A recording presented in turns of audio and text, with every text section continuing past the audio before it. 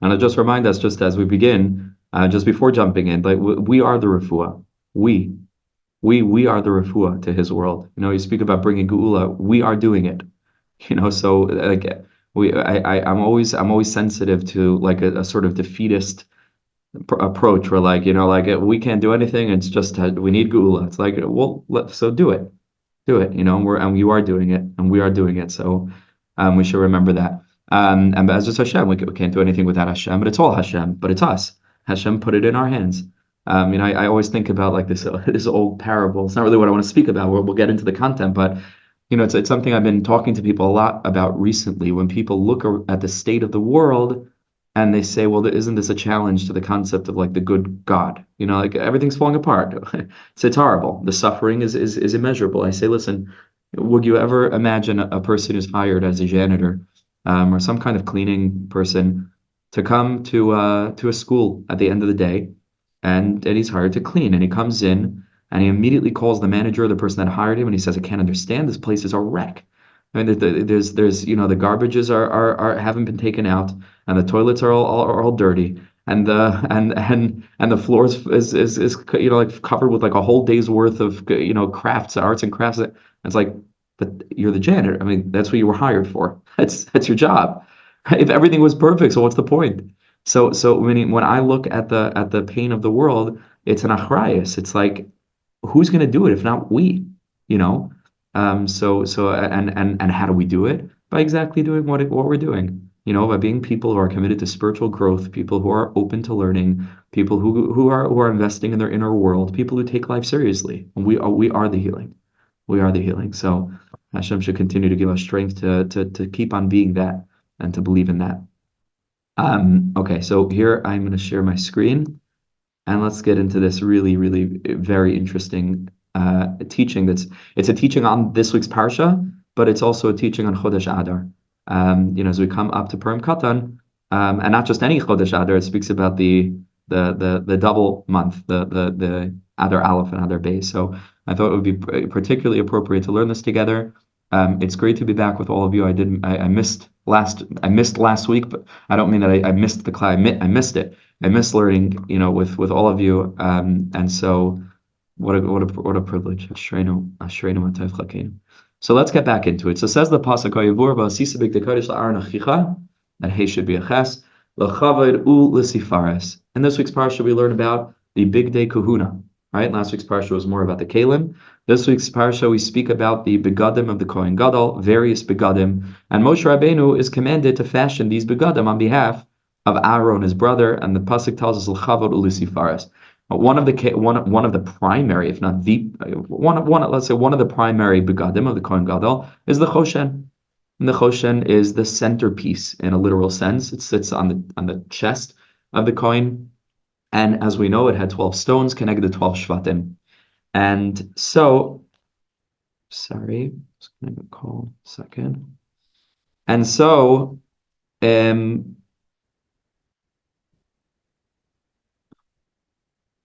okay, so so that's what he's speaking about here. What beged is it? What are we speaking about? We're speaking primarily about the choshen. And here he's going to explain something very, very deep based on understanding the energies of 12 shvatim. So it's known, the Yud Beis Chadshei Hashana, that the 12 months in every year are split half and half. Shish Chadashim b'mei HaChoref. There are generally 6 months that can be included in the category, at least in a certain sense, of winter. V'shisha Chadashim, and then there are 6 months b'mei HaKayetz, that are like more summer-oriented months, even though there are different seasons and obviously there's fall, or autumn and spring, which are in between, but those are just transitional, right? So be that as it may, if you include fall and winter and then spring and summer, couple them together, and you have 2 and 2, and 6 months for the winter, so to speak, and 6 months for the summer. So Heim Neged, these 12 months are paralleling Yud Beis Mazalos. We know that in the strata, in the realm of metaphysics, right? Where it's like sort of physical, but it's also quasi-spiritual. There are things called mazalos that are connected to constellations, connected to planetary, physical bodies, beings. But in a certain spiritual sense, they, as the Rambam explains, channel different spiritual energies down into the world, the Yud Beis Mazalos. And even contemporarily in society, people are always interested to find out their, what's the word for it? Their,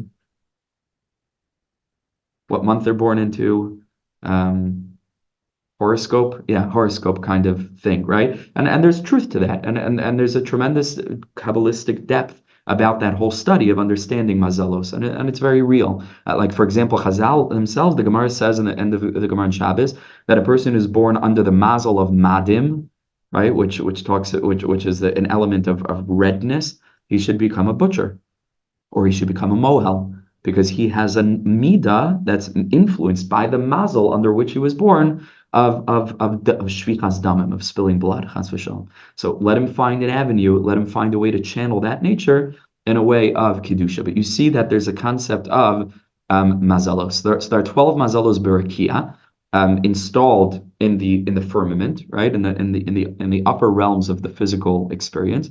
Ubechol chaydesh mishamish mazal echad. So if there are 12 mazalos and there are 12 months, so then again, every month has the hashpa of one of these different mazalos.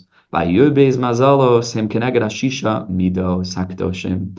And ultimately, these 12 mazalos are really, really rooted in the 6 midos with which HaKadosh Baruch Hu reveals himself and interacts with the world. We're going to get into what those are in a minute. Why 6 and how do we get 12? So obviously 2 times 6 is 12. So there are 2 aspects of these 6 midos. There's something called beside Ar Yashar. There's the light that Hashem is sending down through those midos. And then Va'ar Chayzer. And then there's the light that we're sending back up through these midos in our service of Hashem using these traits. And that makes 12. And these energies are influencing the mazalos, which are influencing the months. And all these things are interconnected. What are these 6 midos? So if you remember, we certainly mentioned in the past, probably more than once, we speak about the 10 sephiros. We speak about the fundamental system of 10, what we refer to as 10 prisms, so to speak, or 10 lenses through which the one light of Hashem is shining down into the world. They are not divine. They are not chas v'shalom. They're not conscious. These are tools. They're created tools to refract the oneness of Hashem and to allow us to be able to understand, so to speak, Hashem's selem, Hashem's, so to speak. Again, we can't. Hashem doesn't have a form, but the form of Hashem's creation of and interaction with Olam Hazeh, with the world. How did he create it? What were the steps that he took? What midos does he use to interact with it? What are the dynamics within HaKadosh Baruch Hu's interest for the world, engagement with the world? This all fits into the system of the 10 spheros that serves as the blueprint for every single aspect of the physical realm. These 10 spheres are split into 2 general categories. I'm sure we mentioned this in the past, but it's good to review. It's the essence of everything, this system. 3 and 7. The first 3 are called the moichin, the intellectual processes.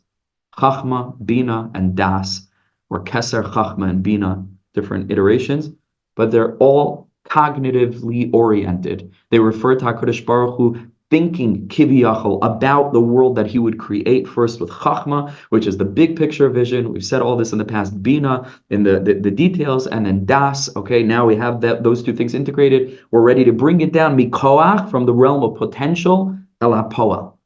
So people think that the head and the body is 2 different things. It's very, very deep. It's very, very deep. I'm just realizing this now as I speak, and as I'm looking at my head and my body in the camera.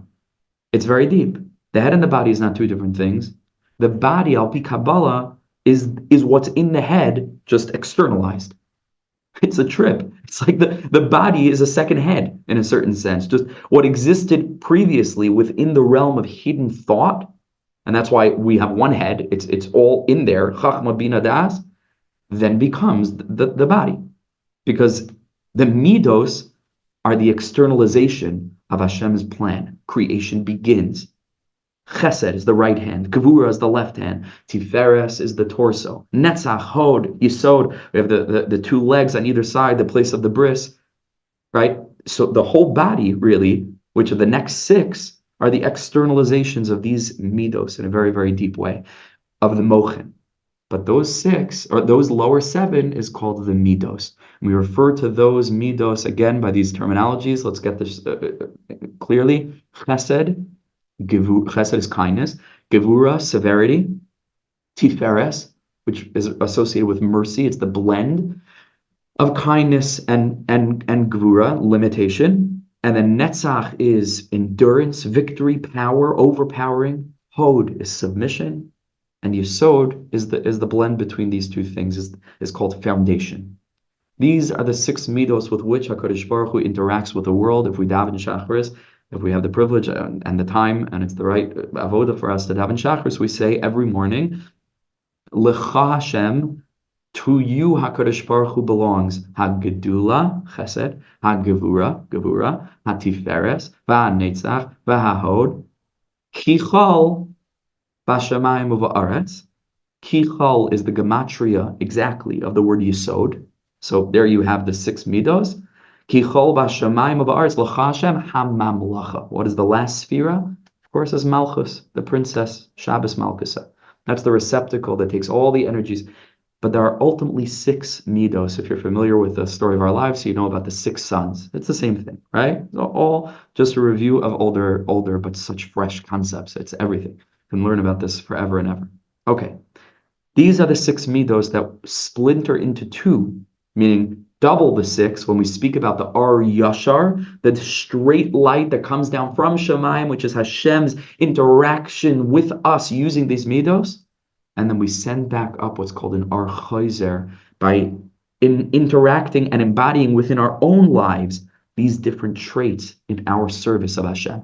Now the Berditchover is going to go through these traits one by one to teach how we activate these midos within ourselves in the context of a relationship with HaKadosh Baruch Hu. So let's go one by one. Ha'echad. The first midah is the midah of Chesed, hu ahava. Of course, this is love. Sheyesh la adam es habayre. That a person comes to really love Hashem, to really, really love Hashem, to be in moments of rapture, of ecstasy. And there are different ways of getting here. One of the primary ways of getting to this is to be a person that's tapped into gratitude. Tapped into gratitude. Because even a person who has wonderful things happening in their life, if they're not essentially grateful people, they can miss the opportunity. But if we're grateful people, then even small little things, you're sitting on the couch, interacting with a child, or a moment with a spouse, or just something good that happens, a success, or whatever it is, and you stop and you say, and we've spoken about this in previous year, and because the Berditchover himself makes this point again and again, when we experience a miracle, right? Ashkacha pratis, what is it that excites us? Not simply that something good happened. No. Not simply that a gift was given, but that the gift embodies the love of the giver of the gift.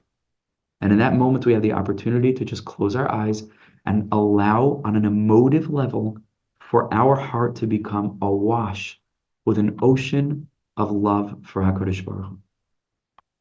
And we can feel that. And there's no halacha about it. It's not, you know what I'm saying? There's no parameters for exactly like, but it's the ultimate purpose of the creation of heaven and earth. That moment of a Jew being a Yehudi, one who is modeh, one who gives thanks, one who is aware that there is a giver to all the wonderful gifts in our lives. So that's Ava, and that's the midah of Chesed, that's the midah of Avram Avinu. Ava sheyesh l'adam es habayre, la'avdai machmas ahava la'ashpia lo'itainu. And therefore, we want to give back to Hashem. We recognize how much He gives to us. Every single tiny little detail, like I mentioned before, sometimes it takes being sick and being in bed for a week, and then you just appreciate being able to walk up the stairs. Like just small, tiny things is a total gift. Chas v'shalom. Other people don't ever get chas v'shalom. They don't have this experience of just 1 week on and 1 week off. How much blessing do we have? It's hard to get into this mindset, but we would think, I mean, how much money would we be willing to pay if chas v'shalom something was taken away from us and we could get back to what we already have? But that we're programmed, especially in today's contemporary society, to constantly look for the next thing, for the next thing, for more, for more. And the whole thing of Yiddishkeit is, what do you already have? And reflecting on what you already have, reflect on who's given you what you already have and how much he must adore you to be giving you what you have. Is everything perfect? Mamash lo. Mamash lo. Every single one of us has areas of our lives we're working on to fix, but again, we don't expect that things should be perfect. We expect we're janitors a little bit. It's going to get dirty. It's fine. That's the premise, right? But how much goes right for us? How much goes right? So that's ahava, to be mashpia tainer for Hashem. Beis is yira, fear, awe, associated with gevura, with severity. That a person has awe of Hashem. So we restrain ourselves from transgressing. We hold back from acting in certain ways because we make a calculated decision that this is not going to further my aim as a human being, my relationship with Hashem. So there's Ahava and Yiras, Chesed and Gvura. What's the third one? Tiferes.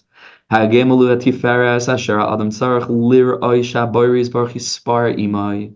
A person needs to see to it, and I would say even deeper, a person needs to live with the consistent recognition that Hashem takes tremendous pride in you. K'moshe Kasav, as the pasuk says in Yeshayahu, Yisrael Asher Becha Espaer. You are my nation, Yisrael, in whom I take pride. That's the midah of Tiferes. To recognize Hashem takes pride in me. That's a midah. That's a midah that we have, and we can feel that in our avodas Hashem. I want to make it clear. It's not simply that, okay, the human being has the capacity for love, and we love our friends, and we love our family, and we have the capacity for fear and awe, and we're afraid of the law, and we're afraid of speeding because we're going to get a speeding ticket, and all these different things. And also, there's a way to channel all of these human capacities for a spiritual aim. No, no, no, and no, and no. The reason we have these midos is for their spiritual expression. Also, we're human beings, and we live within the paradigm that involves these traits in an everyday, mundane, day-to-day experience. But the primary reason that we have these midos, and it's mukhach this way, because it's the primary reason we're alive. So it can't be that this is something secondary, because I'm not alive for any other reason other than to connect to the Master of Heaven and Earth. So I can't have both of those concepts in my head. That on the one hand, the premise of my life is serving Hashem, and also I'm going to take mundane traits and find a way to channel them. Then they're not mundane because I don't have to hang around this world and deal with traffic cops. You understand that the whole thing is that I should utilize the experience of being human, which is an experience of being a divine revelation, which is an experience of being a Tselem Elokim on the side of the Nefesh and on the side of the Guf as we're learning, for the purpose of finding a way to bring that into my relationship with Hashem.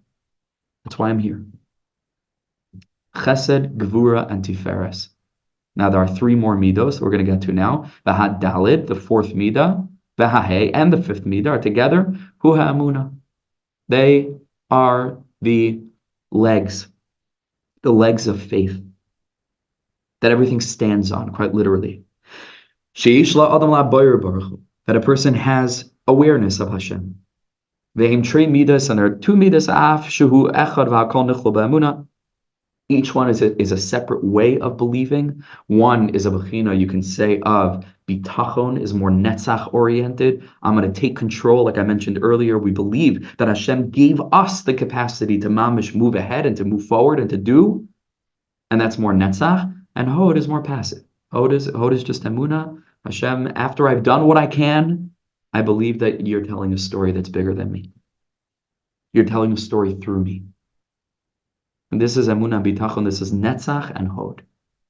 And then finally, and this is what we're getting to now, v'hamida havav, the sixth midah, which we called yesod, hu hiskashrus. The midah of yesod means connection.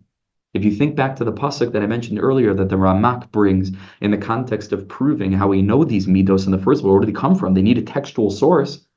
So he brings many sources, but one of them he brings is this pasuk. We'll go back to it. L'cha Hashem hagedula v'hagevura v'hatiferes v'hanetzach v'hahoid ki chol gematria yisod b'shamayim uva'aretz. It is only with regard to this midah that we talk about two different realms that this midah bridges. Yisod bridges together shamayim and aretz, which is why on the physical body, this correlates to the place of intimacy, to the place of connectivity between male and female, to the place of binding together opposites. That's the midah of Yisod, that's the midah of the bris. What is a bris? A bris is a covenant between two people, right? Just a covenant. It means to say it's something that connects, that binds, and that's the midah of Yisod, the foundation of everything, bringing together heaven and earth. And then you can almost say like it's a way of climbing up the ladder. We begin first with this premise. We are down here, Hashem is up there. We intend to bridge these two realities together. Then we move up to Emunah, Hod, and then Netzach, Bitachon. And then we move up to Tiferes, and then we move up to Yira and Ta'ava, and we can activate all of these midos in the context of a relationship with Hashem if we contemplate these things. And that's the sixth midah. Now, each of the midos, particularly the lower seven, all had personas, biblical personalities who served as the vessel for these particular midos. Many of them you already know, right? So you're all muted. So what, right? But if this were interactive, we say, I would ask, who's the kisei, for the midah of Chesed, and of course the answer is Avraham, right? Who's the reflective lens that brings down the R of Gvura into the world? Of course, is Yitzchak. Yaakov Avinu is Tiferes. Okay, the next two are a little bit more complicated. Who is Netzach? Netzach is Moshe Rabbeinu. Hod is the midah of Aaron HaKohen. And Yisod is the midah of Yosef HaTzaddik. Yisod is Yosef HaTzaddik. Why do we refer to Yosef as the Tzaddik? Because the pasuk says, "V'Tzaddik Yisod Olam." The Tzaddik is the Yisod of the world, and Yosef is the midah of Yisod, and so we call him Yosef HaTzaddik. He's the Yisod. Mordechai HaTzaddik is also connected to this concept. We'll get to that in a minute. This is the bechina of Yosef. Yosef, the midah of Yosef. Yosef is Yisod. Yisod is Yosef. And what did we say earlier? We said that each of the midos, which are 6, are doubled in a certain sense, are yashar or chozer. They become the 12 months of the year. Which month is Adar? Which month is Adar? Which energy is the month of Adar? Which midah is it drawing from? And the answer is Adar is drawing on the midah of Yisod.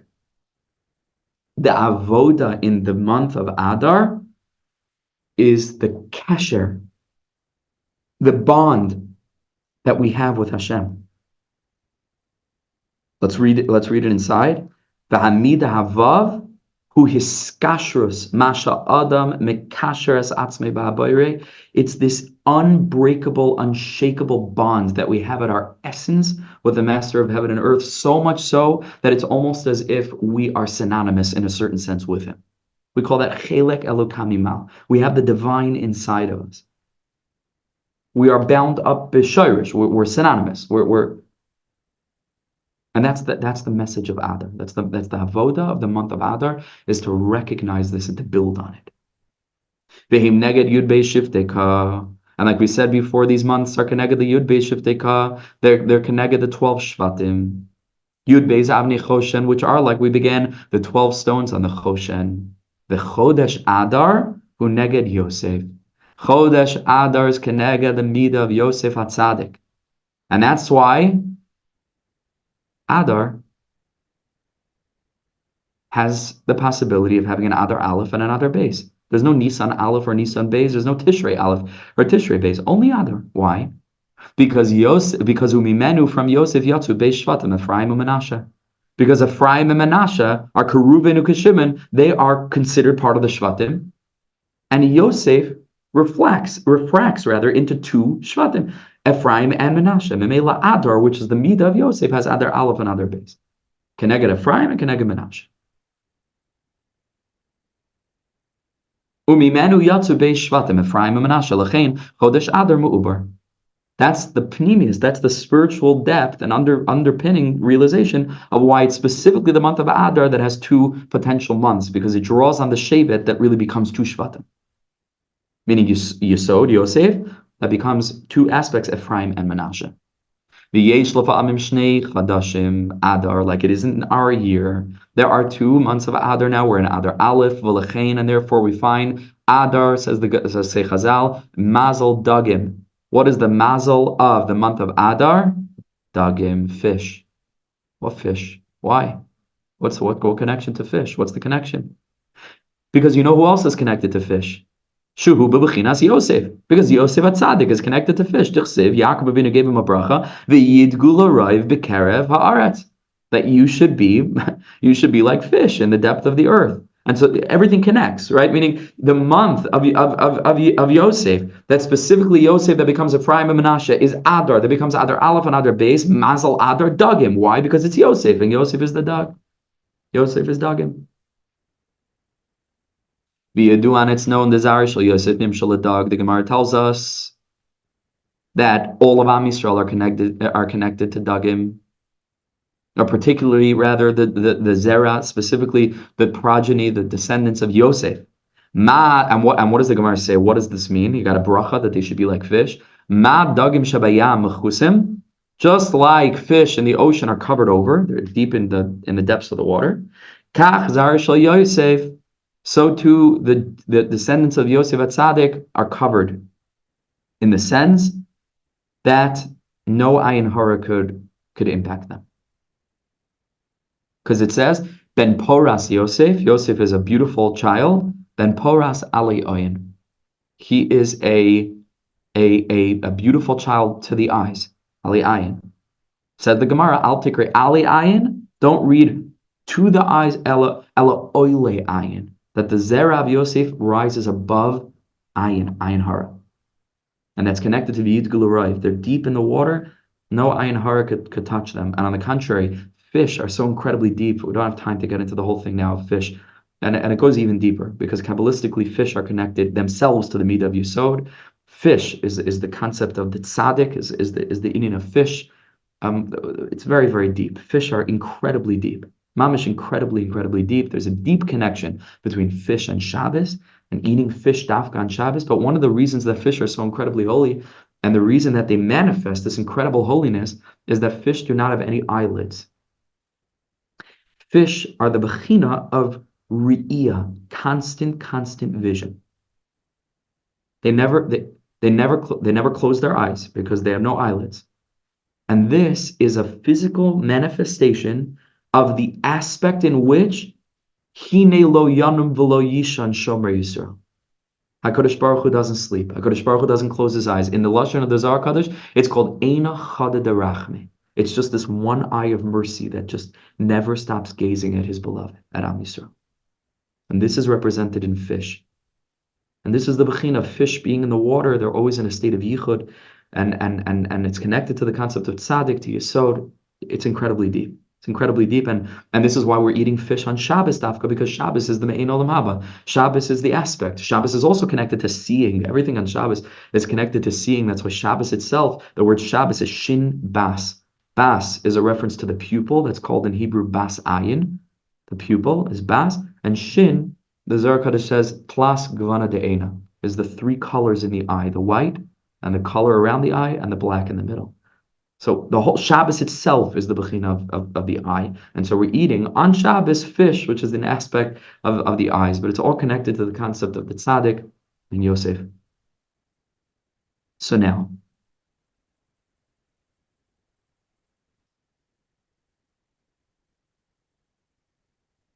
V'yadua, right? Tezar sheyosenim shel dagma dagim shebiyam chusim kachsar shel Yosef ben Paras Yosef, right? So ben Paras Ali Ayin, say Chazal again. Don't read it that he was just a beautiful child to look at. Read it Oile Ayin. He rose above. He rose above because he transcended Ayin Hara, and that's again connected to fish, which are the opposite of Ayin Hara. They're just Ayin Tova all the time.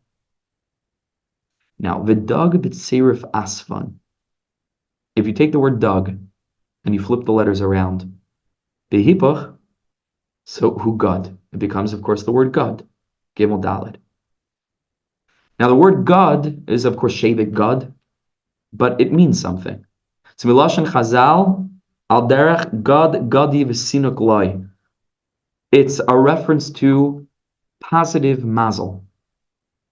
The word good, well, literally, I'm just thinking now, good is good, right? So it's good luck, good luck. But it's more than that. In Aramaic, good means to draw out. Like good asik is a concept when it comes to building a sukkah, that if it doesn't reach all the way to the end, it's like it gets drawn out one wall to the next wall. These are halachic constructs. Good means to draw. And you know what the word mazel means? Same thing. What's the shorish of the word mazel? Nozel, which means to flow. The mazel is a channel that enables all the spiritual shefa from above to flow down. So mazel and God is the same thing. Gimel Daled. The b'chodesh Adar nesroim mazel Yisrael. And that's why in Chodesh Adar, it's the bechina of Dog, it's the bechina of God. Our mazel is lifted up. Our Kesher, Yisod, with the Kodesh Baruch Hu, is lifted up to the nth degree. Ukemoi v'Yosef tu bei Shvatim Ephraim and Menashe. And just like Yosef HaTzaddik had these two Shvatim Ephraim and Menashe who become Adar Aleph and Adar Beis. The Menashe Roimes Alat Saris Yisrael. Menashe talks about is the concept of pain and the concept of suffering. Al derech, like the pasuk says, Kinashani Elikim, Hashem has forgotten me, has forsaken me. That's Menashe. Kinashani Elikim. So Menashe is always constriction. The Ephraim is the opposite. What's the remez of Ephraim? Like pru urevu, fruitful. What do you think the word fruitful comes from? I'm just thinking now. Fruit. Pru. Is pru urevu. I just made that up, but it sounds good. Fruit. Yeah, it could be. We'll look into it. Right? So pru is a fruit. It's fruitful. Pru urevu. Ephraim roimez ala toivos. Ephraim means good stuff. Al derech ki hifrani alikim. HaKadosh Baruch Hu has expanded me. HaKadosh Baruch Hu has made me fruitful. Okay, and the same thing by Chodesh Adar, the Huneged Yosef. So in Chodesh Adar, that's why we have such conflicting energies in Chodesh Adar. Why? Because even in a single year where there's not two separate months where it becomes even more intense, but even in a regular year where you just have one Adar, it has the energies in it of Ephraim and Menashe. What are those energies as manifest in the Purim story? It's very simple. The Purim story has a really horrible beginning. Vayihi b'mei Achashverosh, say Chazal, Vayihi is a lashon of tsar, Vayihi b'mei, and then it turns around. V'nahapahu, everything switches, but the month is a turbulent month. The month is a month that's roiling with these conflicting energies that are deriving from Ephraim and Menashe, both rooted in Yosef HaTzaddik, because when it comes to a Kesher with Hashem, it's something that, in order to prove the strength of the bond, it needs to be tested against the greatest storm. We would never have known how much HaKadosh Baruch Hu loves us and how much he sees the good in us if we hadn't been our head on the chopping block of the guillotine, and then HaKadosh Baruch Hu swooping in this miraculous way and changing everything. Do you know why he changed everything? One of the most beautiful Gemaras that I've ever encountered. The Gemara in Megillah, I believe it's Daf Yud or Daf Yud Aleph Amid Aleph. The Gemara tells us that the Talmidim of Reb Shimon Reichai came to Reb Shimon. There's a whole dialogue back and forth. Reb Shimon, Heilig Azis Reb Shimon, that everything relies on. Reb Shimon, Yachal Ani, lift our kalalim kulim and adin. Reb Shimon was all chesed, all love, all pnimius. Reb Shimon. So Reb Shimon asks his Talmidim, what did they do so wrong that they were chayiv destruction? And they go back and forth. It turns out that it's because they ate from the Suda of Yisrael Rosh. So because they did a terrible thing, and they all went to the feast of Achashverosh. Says Reb Shimon to his students, or maybe it was students who asked back to him, so if they were really chayiv, so why Why didn't Hashem carry through with it? Like, Midas Adin is Midas Adin. Did they deserve it or didn't they deserve it? Like, well, you know what Reb Shimon answered them? Because Haim loy asu ela lepanim. He says, sure, it looked like they were at the Suda, but they only went through the motions. And that doesn't mean to say that they were only acting. It means that the Heilige Reb Shimon is able to look deep into the essence of the Jew, and irrespective of what the person seems to be involved in, Reb Shimon sees the pnimius. So Reb Shimon says, Heim lo asu ela lepanim, and he says, therefore, that was reflected by Hashem. Hashem pretended to destroy them, but he never intended that in the first place. They mirrored each other. So is there any greater litmus test as to the Kesher nafshi that we have with HaKadosh Baruch Hu than the month of Adar, which takes us through the roller coaster of the Menashe and the horrible storm and the darkness and the difficulty and the challenge and the Gezerah, and then from there carries us into the Ephraim. That's the Kesher of Yisod Yosef. That's the Kesher of this, and it goes back to the same thing of the Tzaddik, who's the Bechina of the fish, who's Ali Ayin, who only sees good, only sees good. There's no Ayin Hara. You can't look at a Jew with an Ayin Hara in Adar. Because in Adar, on the day of Purim, specifically Purim Katan and Purim Gadol, is revealed inside the deepest panemius, which is of course why we all dress up, to show that whatever it is that I'm doing that you think I shouldn't be doing, it's just a costume. It's not me. Nichnas yayin, on Purim we're drinking. What comes out? Yatsa sod. Purim is a day of sodiut. It's a day of the innermost depth being able to be revealed in the most honest, authentic, real way. Megillas Esther doesn't just mean the scroll of Esther. Esther means hidden, and Megillas means to reveal. Megillas Esther. The whole thing of Adar is the revelation of that which is hidden, that which is always there. And that's the Kesher of Adar. That's the Yesod of Adar. And the only way to get to that in our own lives is to go through stuff. It's Menashe. And somehow, within the experience of Menashe, when we still feel Hashem is pursuing me with his love, Hashem won't let me fall. HaKadosh Baruch Hu has supported me out of Yom Hazeh, and he continues to walk with me, and I continue to have a Kesher with him, and so on and so forth. Oh my gosh, is that a Kesher? Is that a Yesod? Unbelievable. Unbelievable. So he says, Kain b'chodesh Adar, it's the same thing. Chodesh Adar, duhu neged Yosef, which again is connected to the midah of Yosef. Hayatchila b'chodesh hazet tzar gedola. So the month begins with a terrible tsar, and it could be, I don't know, this is my chiddush already, but it could be when there are two Adars. It could be Adar Aleph is Menashe, and Adar Beis is Ephraim. It could be. I don't know exactly how it gets, refracted. I don't know if it's that binary. Could be. Because again, Tzar Gadol Asher Gazar HaMelech V'Haman. It began with a terrible Gezerah, V'hu B'chinas Menashe. That's the aspect of Nashani Elokim. Hashem's forgotten me. Terrible darkness. But everything changes. Like the pasuk says, Me'afela la'ar gadol. Hashem took us from the darkness, Menashe, into the greatest light, Ephraim. Me'bechinas Ephraim. L'zem is hatzeir of Dug. And this is why the mazel of Adar is Dug. This gets a little bit technical, but let's try to, like they say, halt cup. Dug. What's Dug? Mazel Adar Dugim. But when you have Dug, Dalet and Gimel, so Adalet koidim legimel. The Dalet is coming before the Gimel, but really it should be the opposite. Because says the Gemara in Shabbos, Tav Kuf Dalet Amud Aleph, the reason why Dalet follows Gimel in the Aleph base is because these two letters rather, stand for two words, Gomel Dalet.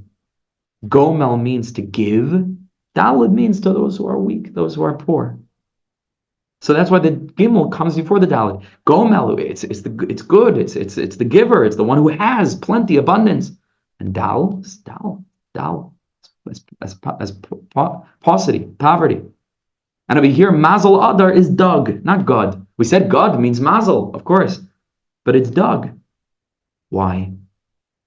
Says the Heilige Berditchover, it's very simple. Because, like, again, Dalid Moiral Yisrael Koshein Bitsara. This month's Midah needs to be as the reflector of Yosef HaTzaddik and Menashe and then Ephraim. Tsar and then salvation. Afela and then Oira. And so Mamela, it's literally Mazel Adar is Dug. Dalid, which is Dal, Menashe, and then Gimel, Ephraim. Dug.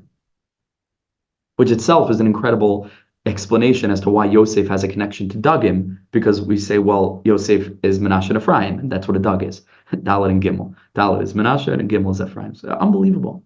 Unbelievable stuff. Unbelievable. So he says this is why the Dalet comes first. Moira Yisrael Kishem Bitsara Chas v'Shalom. Shem b'Bechinas Deles. The lace. They have nothing. Aval Gimel du Bechinas Oisher. Wealth.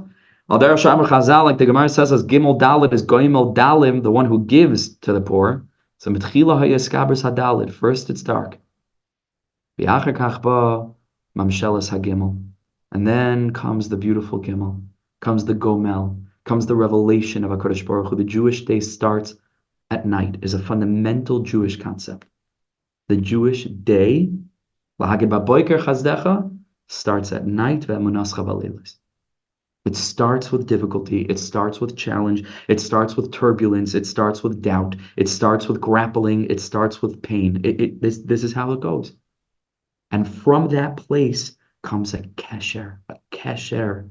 A Kesher, and we move out of Menashe into Ephraim. We move out of the Dalet into the Gimel. And this is the great light of Yosef HaTzaddik. It's the same letters. Tzara means pain. Ritzeh is wantingness. From Tzara to Ratza. And everything changes. Like Hachatzir of Dalit Gimel, so it's really Dalit Gimel. It's Dug. Afshe b'hipachas when Gimel Dalit. It would just say Mazel Adar Gadim. God is better than Dug. But we say no, you're misunderstanding the Mahalach. It has to be this way. It has to be this way because this is the Kesher of Yosef HaTzaddik, the Midah of bond, the Midah of bris. It has to be the element of Ephraim and Menashe.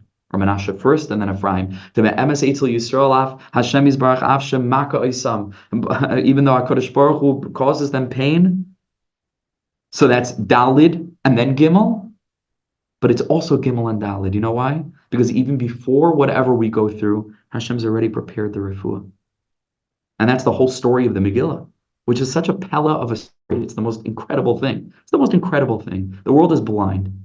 The world obsesses over ridiculous traditions and some obscure cultures that have no bearing on anything. And they ignore Megillas Esther. They ignore our writings. They ignore it. And to their peril. What a book. What a book. What a story. What a story. You read it every year anew. We all know the story. But it's a pella. It's a pella. How all this happened. That HaKadosh Baruch Hu, long before anything started to actually churn, already at the Suda where they were eating, where HaKadosh Baruch Hu wanted to make the Tushabi Din, HaKadosh Baruch Hu worked in that Vashti gets killed, and there's a door that opens for Esther and Big Son and Seresh. And all this stuff is happening long before anything starts to turn in the favor of Am Yisrael. So, yeah, Dalit and Gimel, Menashe and Ephraim, but also Gimel and Dalit. Also Gimel, because HaKadosh Baruch Hu was already, before that Dalit, there's another Gimel. HaKadosh Baruch Hu's already been preparing the salvation. Gimel Dalit, the Emes Eitzel Yisrael, when it comes to our nation, Hashem Yisbarach, Hashem Maka Oisam, even though Hashem might hit us, Bari Lehem Refuas Tchil. He'll never do that unless he has an exit strategy.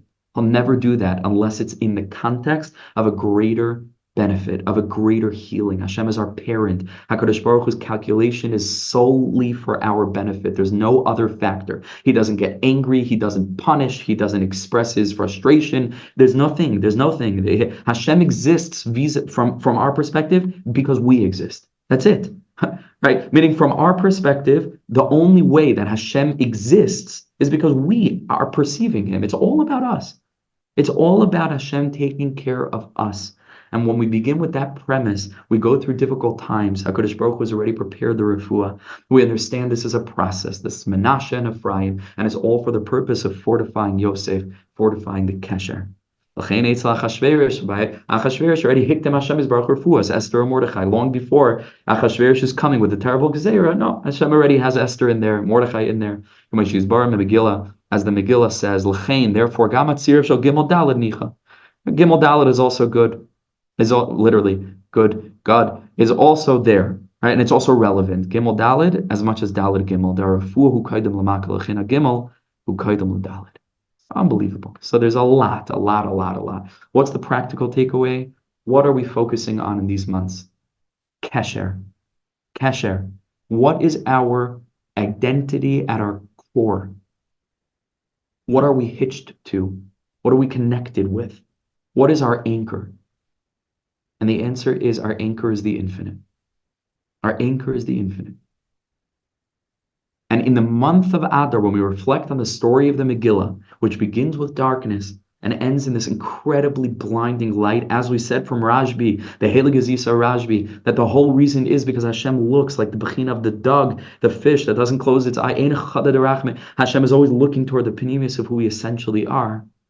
So in this month, it requires us to look at our own story, and to look at our own challenges, and to begin to recontextualize, to see things through the eyes of Purim, to see things through the eyes of the dog that never closes its eyes, the Bechina in which Hashem has never closed his eyes. This is all part of a story that HaKadosh Baruch Hu is telling. It's a part of a Megillah that slowly but surely, like in the Megillah, it's like we couldn't even see it until it happened, and then we turn around and we're like, it was all Hashem. It was all Hashem. And Hashem's name is not mentioned once in the Megillah, because the whole Megillah is Hashem's name. That's the point. If Hashem's name is mentioned in the Megillah, that means that there are parts of the Megillah that are not Hashem, and then there are parts of the Megillah like, okay, here's the word Hashem. No. The whole point is that every single ounce of detail that we experience in our life, significant or insignificant as it may seem, is quite literally the unfolding revelation of the divine. The whole Megillah is the Shem Hashem. The whole story, mitchila va'ad sof. When we get to that day, we'll turn around and we'll laugh. And we'll laugh with that laughter, that laughter that we speak about, the laughter, the shocked laughter of awareness. That like, oh my God, how did we miss it? How did we miss it? And that's my bracha to you and to me, that we should already begin to shake a little bit with the laughter of Lasad Lavai. We should already begin, like the Lubavitch Rebbe said, even on the way to the bar, you have to drink. Which is, of course, a very Lubavitch sentence, but it means we're heading to the place of laughter. We have to already start a little bit borrowing from that laughter. We should have what to laugh about. We should taste in these months the moving from